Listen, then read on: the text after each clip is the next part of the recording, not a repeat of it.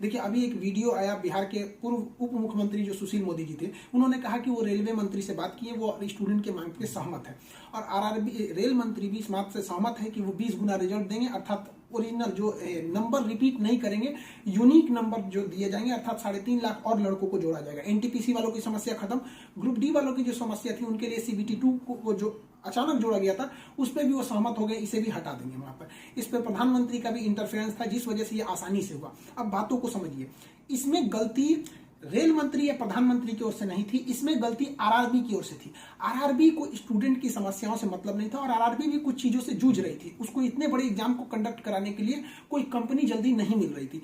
लेकिन कुछ लोगों का कहना है कि ये राज्यों में हो रहे चुनाव के मद्देनजर ऐसा डिसीजन लिया है, ये गलत है। देखिए ये किसी टीचर या स्टूडेंट का स्टेटमेंट नहीं है, ये पॉलिटिकल मोटिवेटेड स्टेटमेंट है। हम बताते हैं क्यों ऐसा नहीं होगा, रेलवे को अपनी बात क्यों माननी पड़ेगी। क्योंकि ये जो संशोधन और कमेटी बनाई गई है और ये जो डिसीजन लिया गया है कि 20 गुना रिजल्ट और सीबीटी 2 ग्रुप डी से हटाया जाएगा, ये रेल मंत्री का डिसीजन है और इसमें पीएमओ इन्वॉल्व है, न कि आरआरबी का। अगर आरआरबी का रहता तो आरआरबी मनमानी करती, लेकिन उसके ऊपर पीएमओ का डेडलाइन है। पीएमओ जिस डेट को दे दी उसको हर हाल में मानना है, इसलिए आपकी हर मांग को मान लिया गया है। आप किसी भी तरह का कल कोई प्रोटेस्ट नहीं करेंगे, क्योंकि जब आप प्रोटेस्ट करेंगे तो उसके बीच में कोई दूसरा आदमी भी आके वायलेंस कर देगा। आरा में जो ट्रेन जला दी गई या फिर गया में ट्रेन जला गई, क्या विद्यार्थी कह सकता है कि उसके आड़ में किसी दूसरे ने नहीं किया हो?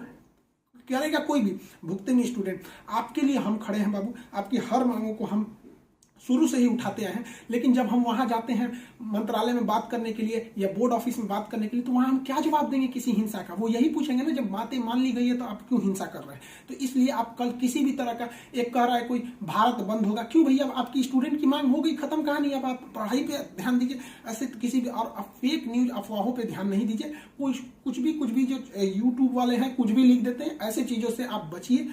किसी भी डिस्ट्रिक्ट का कोई भी लड़का कल कोई भी प्रोटेस्ट या वायलेंस नहीं करेगा। हम कोई भी शिक्षक, हम हो या कोई टीचर, सारे टीचर परेशान हैं कि कल के प्रोटेस्ट को कैसे भी रोकिए। सारे टीचर से भी कहते हैं कि आप लोग तत्काल वीडियो रिलीज कीजिए कि कल कोई भी स्टूडेंट किसी भी डिस्ट्रिक्ट का हो।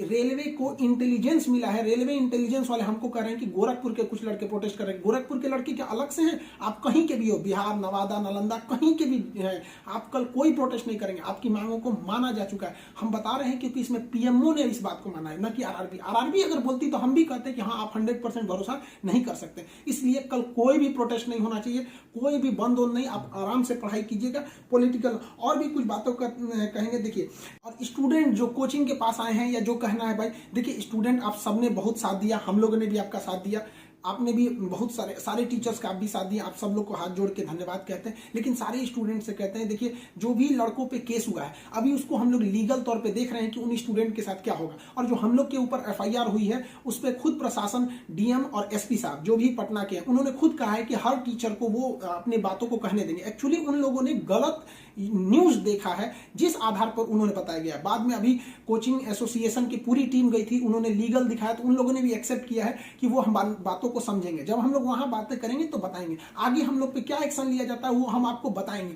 हम आपके साथ हैं, आप लोग हमेशा रहिए। आप लोग के देखिए हम आपकी हर बात को उठाते हैं, लेकिन अभी हमारे ऊपर सबसे बड़ी जिम्मेदारी है कि 28 तारीख को कुछ नहीं होना चाहिए। क्योंकि अगर 28 तारीख को कुछ होगा तो फिर हमको जवाब देना ही नहीं बन पाएगा, क्योंकि आपकी हर बातों को मान लिया गया। हाँ, हमारी गिरफ्तारी या किसी टीचर की गिरफ्तारी होगी कि नहीं होगी, एफआईआर वापस होगा कि नहीं होगा, ये सारी चीजें जब हम वहां बैठेंगे प्रशासन पे जो डिसीजन होगा हम आपको बता देंगे।